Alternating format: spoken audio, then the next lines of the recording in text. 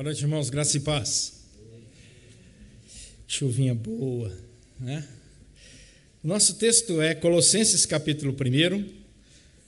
Começamos hoje pela manhã a exposição dessa carta, Colossenses capítulo 1, e vamos caminhar nessa carta por alguns domingos.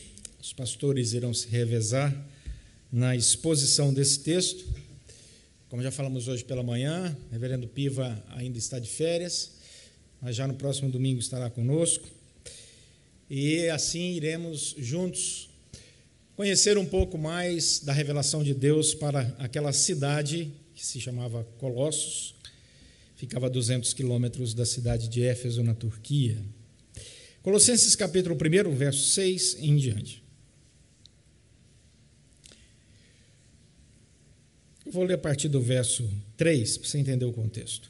Damos sempre graças a Deus, Pai de nosso Senhor Jesus Cristo, quando oramos por vós, desde que ouvimos da vossa fé em Cristo Jesus e do amor que tendes para com todos os santos, por causa da esperança que vos está preservada nos céus, a qual antes ouvistes pela palavra da verdade do Evangelho, que chegou até vós, como também em todo o mundo, está produzindo fruto e crescendo, tal como acontece entre vós, desde o dia em que ouvistes e entendestes a graça de Deus na verdade, segundo fostes instruídos por Epáfras, nosso amado conservo, e quanto a vós outros, fiel ministro de Cristo, o qual também nos relatou do vosso amor no Senhor.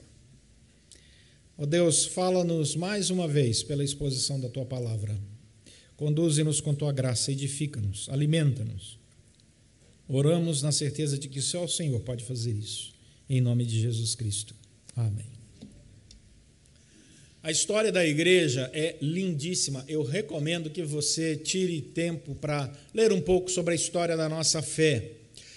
Os primórdios, logo depois que Cristo é assunto aos céus, nós temos o relato do livro de Atos, o que foi que aconteceu com a igreja. Mas quando você chega no ano 100, você tem a última revelação da Escritura Sagrada, que é o livro de Apocalipse. João recebe esta revelação de Deus no ano 100, ponto. O que aconteceu? Sombra das coisas que haviam de vir, porém o corpo é de Cristo. Segundo problema, ninguém se faça árbitro contra vós outros, pretextando humildade e culto dos anjos, baseando-se em visões, enfatuado, sem motivo algum, na sua mente carnal, e não retendo a cabeça, da qual todo o corpo, suprido e bem vinculado por suas juntas e ligamentos, cresce o crescimento que procede de Deus. O corpo é a igreja, a cabeça é Cristo. Ele diz, alguns estão propondo sonhos, visões, comunicação com anjos, outros estão dizendo, não, o caminho espiritual é guardar uma série de leis, sábados, festas, luas novas e assim por diante. Paulo escrevendo diz, não é nada disso, vocês não estão entendendo. O evangelho é maior que tudo isso. Vocês devem se libertar dessas coisas. O Rick Warren diz o seguinte, valores não claros causam confusão. Valores conflitantes causam tensão. Valores falsos geram decepção. E valores errados criam disfunção. Perceba, muitos dos nossos problemas hoje, de pessoas que começaram a caminhar a fé cristã, a caminhada da fé cristã, começaram a frequentar a igreja e abandonaram a sua caminhada, é porque eles não entenderam o evangelho. Não lhes foi dada a oportunidade de conhecer o Evangelho de Jesus, a beleza do Evangelho de Jesus Cristo. Sabemos que Deus tem um propósito, que a graça de Deus tem um caminho para cada um, mas a igreja, ou seja, cada um de nós tem que ficar atento.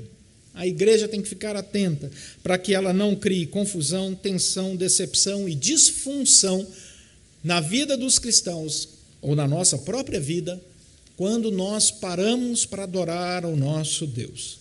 Por isso que o versículo 10 vai dizer, lá em Colossenses, no capítulo 1, que o propósito de Deus é de viver de modo digno do Senhor, para o seu inteiro agrado, frutificando em toda boa obra e crescendo no pleno conhecimento de Deus. Perceba, versículo 10, você vai frutificar e crescer no conhecimento.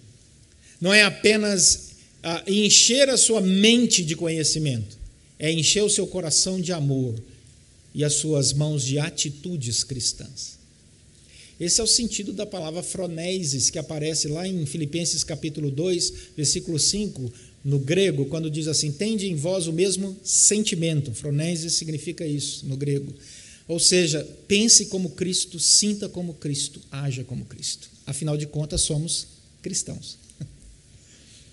Então, o grande segredo que Paulo diz aqui para a igreja de Colossenses, ao escrever essa carta inspirada pelo Espírito Santo, é: não perca o seu foco, a sua caminhada cristã, entenda o Evangelho e viva o Evangelho.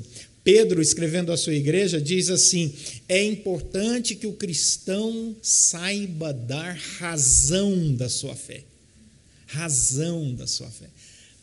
Cristianismo é profundo, com raízes profundas. Cristianismo é colocar as bases da nossa casa na solidez da rocha, que é Cristo Jesus. Quando Paulo escreve para essa igreja, ele entrega na mão de outros irmãos que não eram os pastores daquela igreja.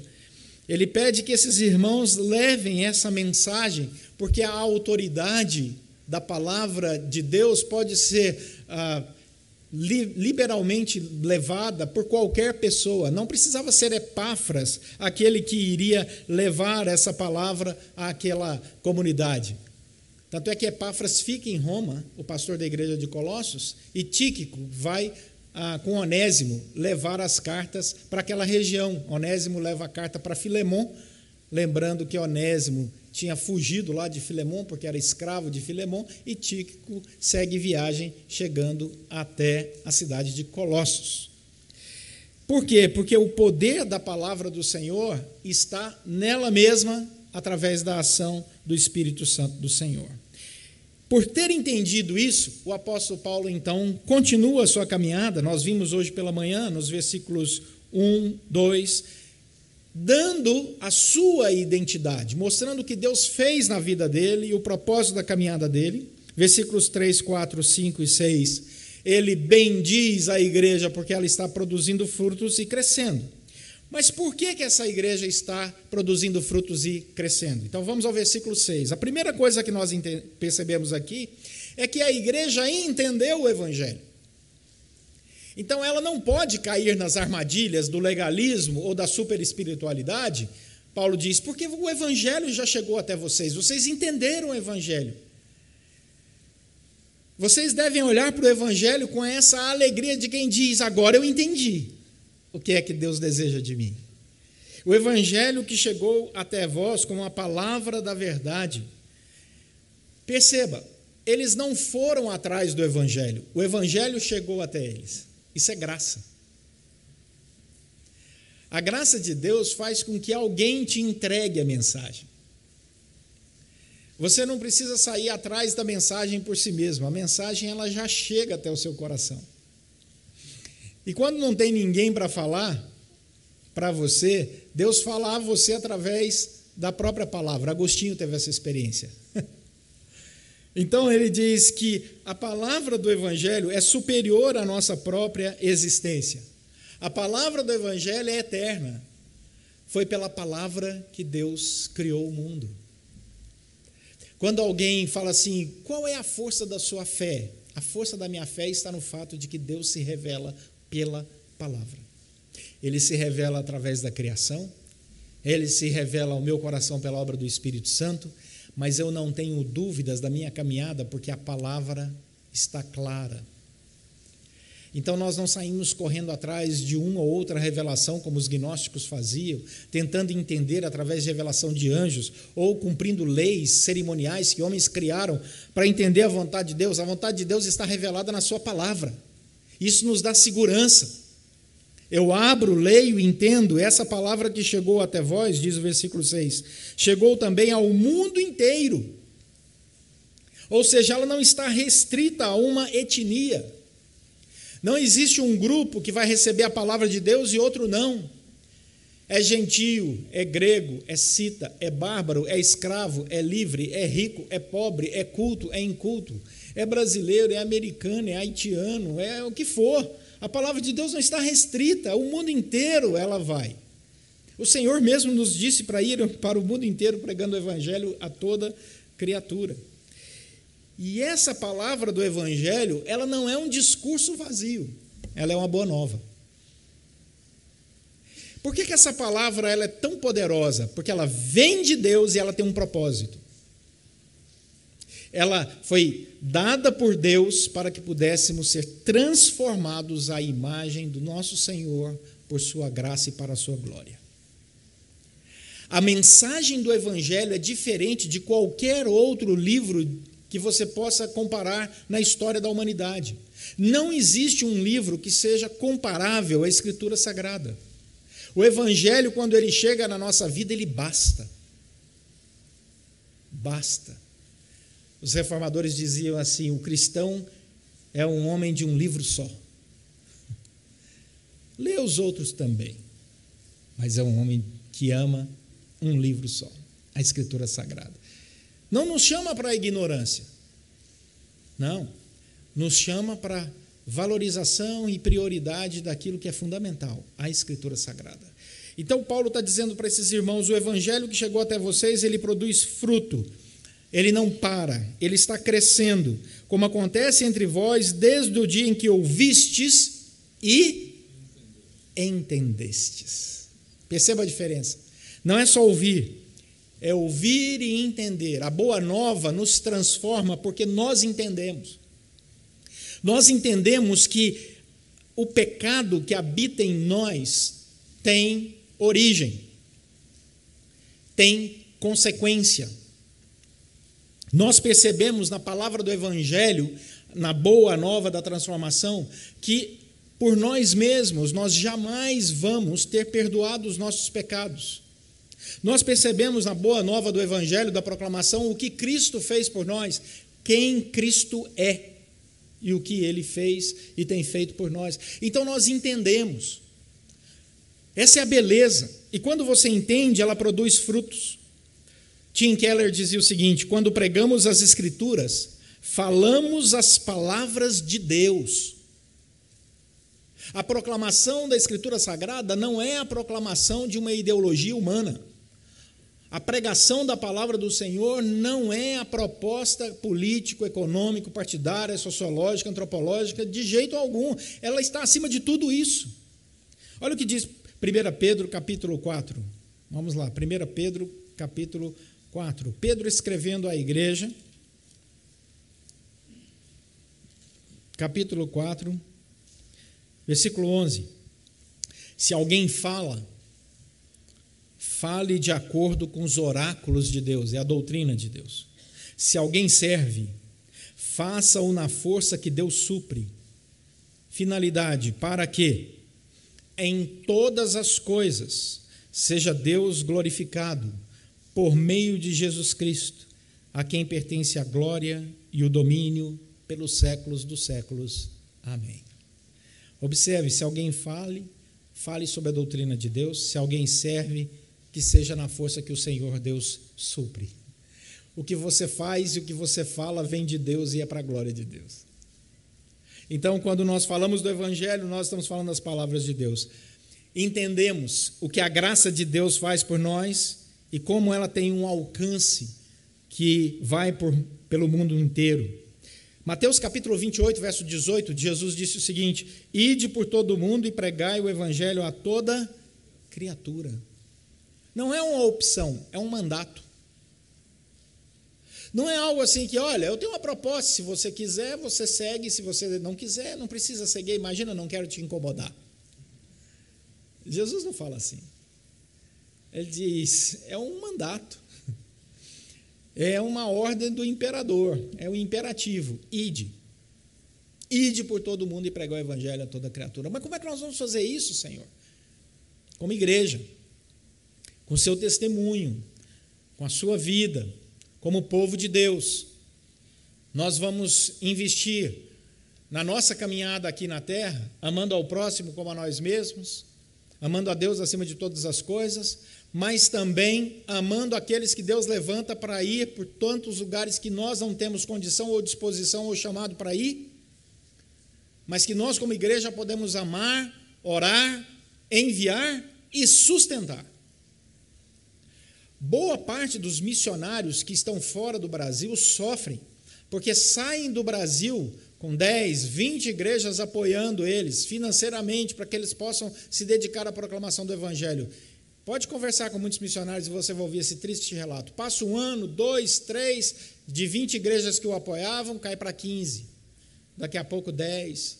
Daqui a pouco o missionário que está lá no campo tem que voltar porque não tem recurso para continuar pregando o Evangelho. O Evangelho estava começando a dar frutos, seja lá na Tailândia, seja na Escócia, seja na África, onde for, no Chile, estava produzindo frutos.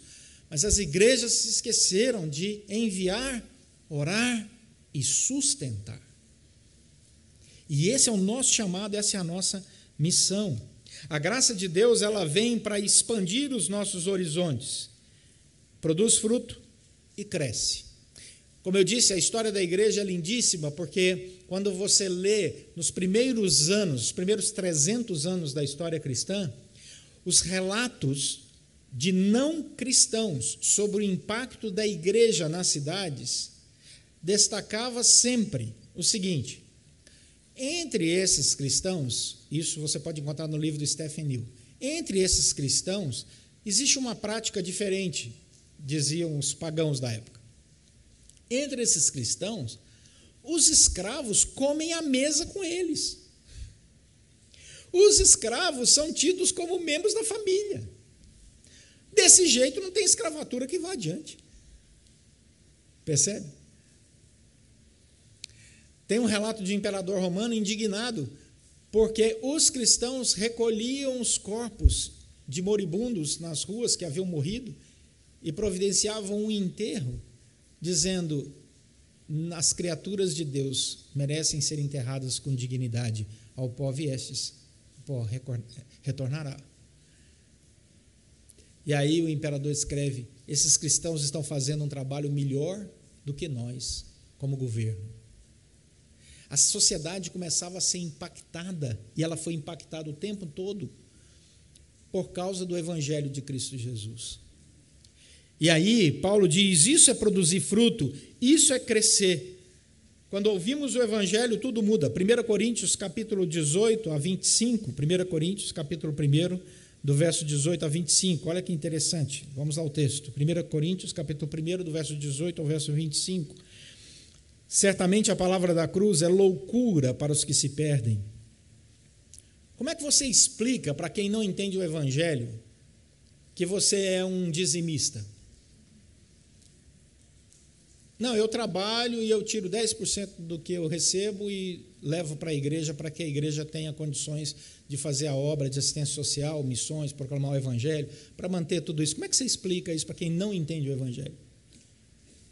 É difícil. Certamente a palavra da cruz é loucura para os que se perdem, mas para nós que somos salvos é poder de Deus.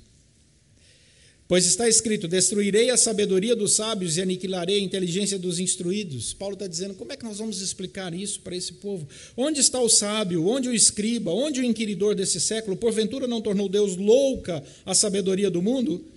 Visto como na sabedoria de Deus o mundo não o conheceu por sua própria sabedoria, aprove a Deus salvar os que creem pela loucura da pregação. Ora, se a pregação é loucura, o pregador é o quê? Olha lá. É um louco. Né? Ele continua: porque tanto os judeus pedem sinais, como os gregos buscam sabedoria. Mas nós pregamos a Cristo crucificado, escândalo para os judeus, loucura para os gentios. Mas para os que foram chamados, tanto judeus como gregos, pregamos a Cristo, poder de Deus, sabedoria de Deus. Porque a loucura de Deus é mais sábia do que os homens, e a fraqueza de Deus é mais forte do que os homens. Deus inverte todos os valores, Deus quebra a lógica humana. Deus joga a sabedoria humana no lixo. Ele diz: vocês estão querendo entender o mundo e os seus propósitos pela sabedoria humana? Vocês estão perdidos, vocês não vão conseguir nunca. Porque o mundo segue um propósito do beneplácito da minha vontade. Deus diz isso em Efésios. E ninguém vai conseguir entender isso na profundidade da beleza que é, porque nós somos limitados e Ele é eterno. Nós somos impuros, Ele é santo. Nós somos imperfeitos, Ele é perfeito. Então, quando nós entendemos um pouco dessa beleza pela graça de Deus, nós começamos a produzir frutos. Volta lá para Colossenses capítulo 1, versos 7 e 8. Ele conclui aqui o seu raciocínio e nós vamos com ele. Ele diz: segundo vocês foram instruídos por Epáfras, nosso amado conservo, e quanto a vós outros, fiel ministro de Cristo. Uma das belezas da igreja, João Calvino falava sobre isso, é a humildade da reunião pública.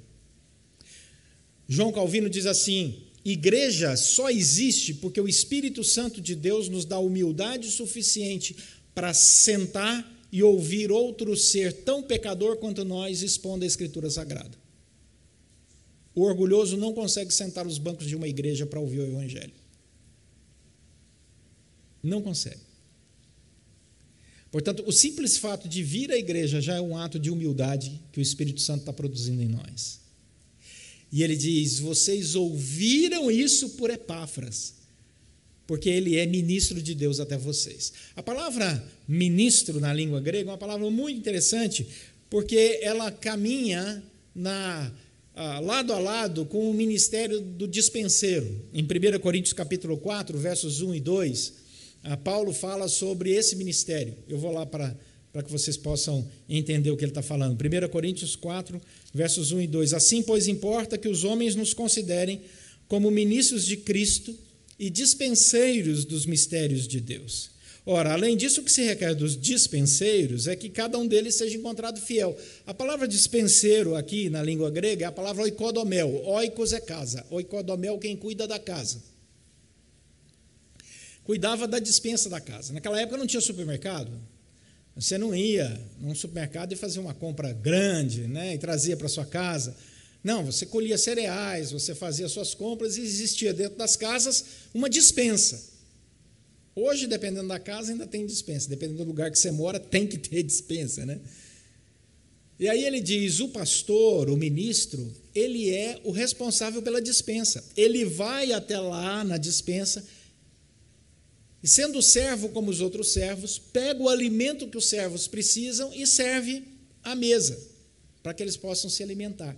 O papel do ministro, diz Paulo então, é esse: ministro do Evangelho é quem vai até a dispensa, que é a Bíblia, pega aquilo que é alimento espiritual e entrega para as pessoas. O que se espera desse ministro? É que ele seja fiel.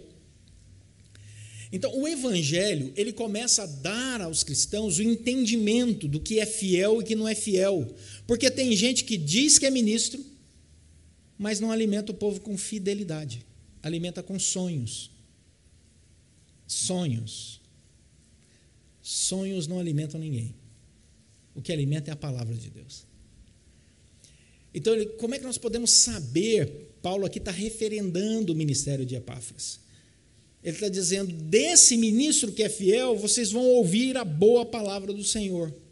Tíquico está indo aí levar o evangelho, ele também é uma pessoa séria, vocês vão ouvir uma boa palavra do Senhor. Ele escreve aos Filipenses: Timóteo é uma pessoa séria, ele vai levar a palavra do Senhor. Existem vários ministros sérios, mas existem aqueles que só querem propagar visões, são enfatuados com legalismo, com a visão de anjos. Ele diz: foge disso. Então, quando o povo entendeu a força do evangelho, o povo começou a dar frutos e a crescer no conhecimento da graça e na sua vida diária. Esses pastores podiam então testemunhar sobre o coração daquelas ovelhas. Olha o que diz o verso 8. Epáfras, que também nos relatou do vosso amor no Espírito.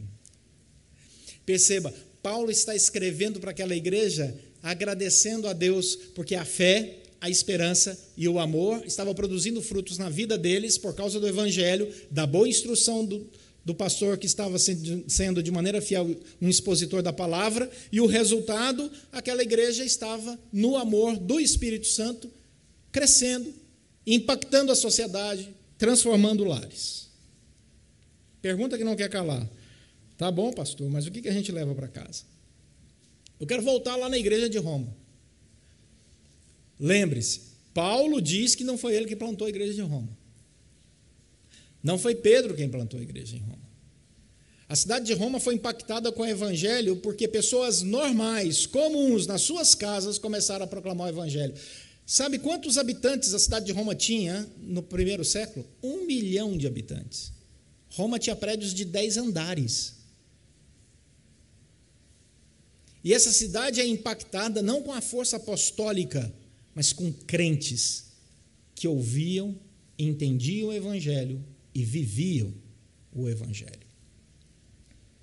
John Maxwell diz o seguinte: o sucesso é uma jornada e não um destino. Sucesso é uma coisa que você tem agora, não é algo que vagamente espera ter um dia. Ou seja, o sucesso é uma caminhada. Você não está agora construindo a sua vida bem-sucedida lá na frente. Você já está desfrutando dela aqui e agora, porque ninguém sabe o que acontecerá amanhã. Pergunta: como é que eu posso ser uma pessoa realizada em Cristo, entendendo que a frutificação do Espírito Santo se dá agora? Você não fala assim: amanhã eu vou produzir frutos. Você começa hoje. Amanhã eu vou ler a Bíblia. Você começa hoje. Amanhã eu vou ter uma vida devocional. Você começa hoje. É um senso de urgência e de produtividade e o prazer de ter a companhia com Deus ao longo da sua caminhada. Então não espere o final de 2024 para fazer diferença. Comece a fazer diferença hoje. Como fazer? Ao voltar para a sua casa, ore em favor daqueles que ainda não conhecem o evangelho. Ao voltar para a sua casa e antes de dormir, agradeça, porque você entendeu o evangelho. Ao chegar na sua casa, agradeça, porque o Senhor está ao seu lado e pela obra do Espírito Santo tem te sustentado. Comece hoje. E você verá que amanhã você já vai acordar diferente. Eu gosto muito da frase, citada também por Maxwell, que ele diz assim: todos os dias, ou nós estamos colhendo fruto do ontem, ou estamos consertando o que erramos ontem. A cada dia, você está ou plantando, ou consertando, ou colhendo, ou reparando.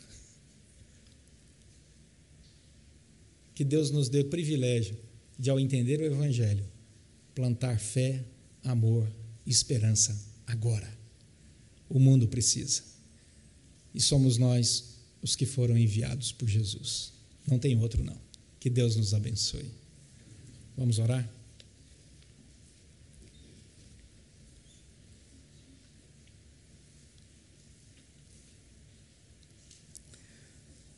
Obrigado, Senhor, pela Tua palavra que produz frutos em nosso coração, que nos dá uma mensagem para a glória do Senhor, para a vida daqueles que ainda necessitam de Ti.